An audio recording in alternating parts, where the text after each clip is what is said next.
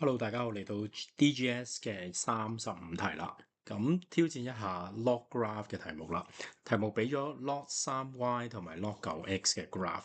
咁今次咧，我哋試下純用技巧，唔使用 log 嗰啲運算都可以做到嘅喎。OK，咁教大家招咧就係將個坐標轉移。咩意思咧？嗱，呢度有一點係-21，即係話當 log9x 等於-2嘅時候，其實個 x 咧就係9，sorry 呢個係9啊，9嘅-2次。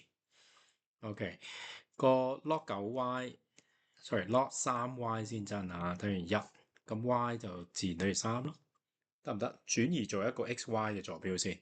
好啦，呢度仲有另外一點嘅，呢點原本係0-3，咁轉移做1啦，跟住就係3嘅-3次啦。